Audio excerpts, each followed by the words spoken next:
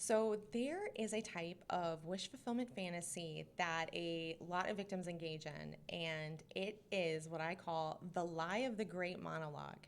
Essentially, it's the scene you see in a movie where the victim is finally confronting their abuser or confronting like the villain. And the villain, instead of interrupting, like in real life they would do. The villain is actually listening, understanding, taking it in, emotionally responding appropriately, as you know, as if they've understood how horrible they've been and that they regret these actions, and they're put in their place, and it's this triumphal moment in the arc of a like a victim to hero journey, and that does not happen. I'm not saying it never happens, but most of the time, this is not a thing that most victims are ever going to experience. Usually, if an abuser comes to any kind of understanding about their actions, it's extremely slowly over a long period of time. And it's done in these incremental ways because they can't tolerate seeing themselves in that way. The reason they can abuse you in the first place is because they are engaging in self-deception. They have oh my gosh, my brain. The thing where like people with personality disorders have it, and you can't interocept. Oh my gosh, this is so annoying. I know the word and it's gone. But anyway, so, for them to even be able to do what they do in the first place, they have to be Delulu, right? They're living in their own world that has nothing to do with reality. And that's why when you have conversations with them, they say things that don't make sense. And it's because their perception of reality has nothing to do with reality. It's based on what they can tolerate emotionally.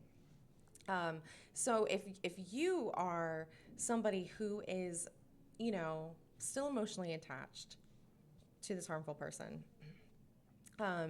like you're hoping they change, that they can change, and you're hoping you can have this moment with them where you confront them with what they've done, and they're like, oh my gosh, I can't believe I did that, and I want to be different, and you know, change substantial change from being a person who harms others is, I mean, we're talking years and years and years, and they have to not be in a position to harm others while they're doing that work. um, and if you're a person that's, it's not so much you're emotionally attached, but you want to feel vindicated, you want justice.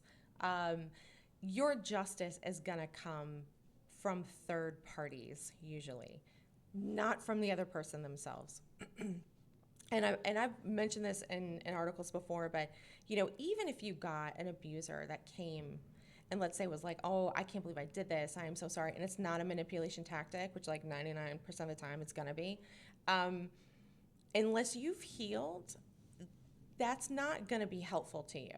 Like an abuser's apologies are not helpful for victims, because if you are still recovering from the harm and the injury, when someone comes to you and says, I am so sorry, I can't believe I treated you that way, instead of feeling, oh, wow, like, oh, that's amazing that you recognize that, and now there can be, now this has healed me.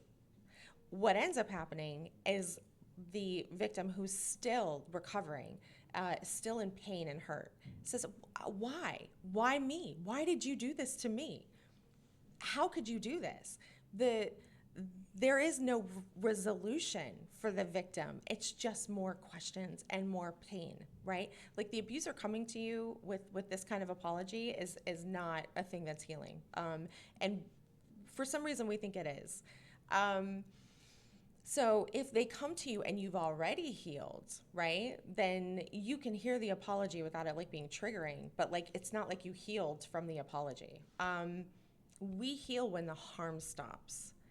And then if they're trying to fix a relationship, repairs to that relationship have to occur over a very long period of time where they're not in a position that they can do anything to you.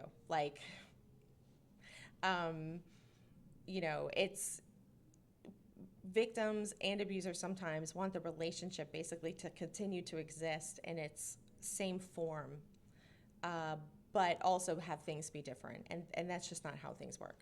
So essentially, you're not going to be able to monologue at them because they're not going to let you finish, you know, in the first place. But also because their psychological defense mechanisms are going to engage and prevent them from hearing what you're hearing. That filter prevents them from understanding reality. So they're not going to let you finish. The psychological defense mechanisms are active and are shooting down everything you're saying anyway. Um, and even if they did apologize, that apology wouldn't be healing. The apology is often for the benefit of the abuser, for them to start to inculcate self-awareness.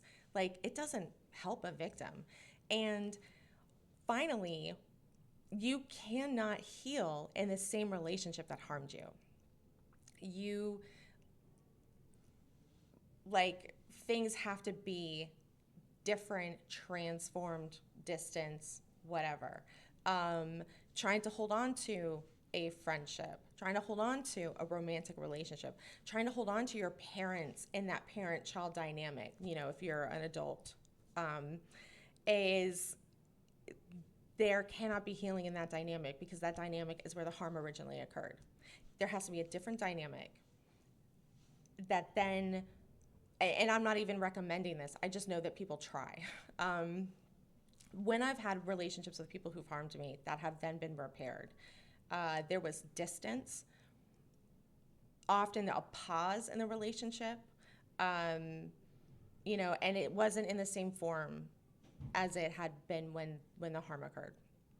So there's still drastic impacts. Anyway, as much as we want or think we want an abuser to hear us and then realize what they've done, that's not usually how it works. And interestingly, if like sometimes on very rare occasions, you get people who do genuinely like go, oh man, I did you dirty. I usually see this dynamic pop up with like cheaters. So the person who's cheating, you know, for some reason is just like, I can't believe I did this. Well, then the relationship transforms into this different thing where now the former cheater is eternally groveling and the victim is now becoming like a perpetrator and doing things that are low-key actually on the list of like abusive things to do to someone. So like surveilling their phone and making them tell them wherever they go and you know, yelling at them about what they've done over and over and over again. And you know, and it feels like justice and justified. And yet they've basically become someone who's doing actual items on the checklist of abuse and feeling justified to do it because of the harm that they received. And so then you get this flip. And you know, what I say in those situations is basically like, you could literally go to jail for 6 months and get out and not have, you know, not have like eternal forever consequences of being in jail forever. But when this stuff occurs in a relationship and you try to continue the relationship in the same form, like we are romantic partners in this dynamic, or we're married or whatever it is, when you try to continue the relationship, it ends up being like a life sentence. Like, it's just not reasonable. There are people who go to jail for murdering someone and get out faster than another person might forgive you for hurting them. So the relationship itself is already compromised. Like, it cannot exist in the same way that it existed. And people, we keep trying because we don't like to let go. And we're emotionally attached to people, even when they hurt us. So it's not... the healing cannot occur in the same dynamic in which the harm occurred. Anyway, I hope this makes sense, and I'll talk to you next time.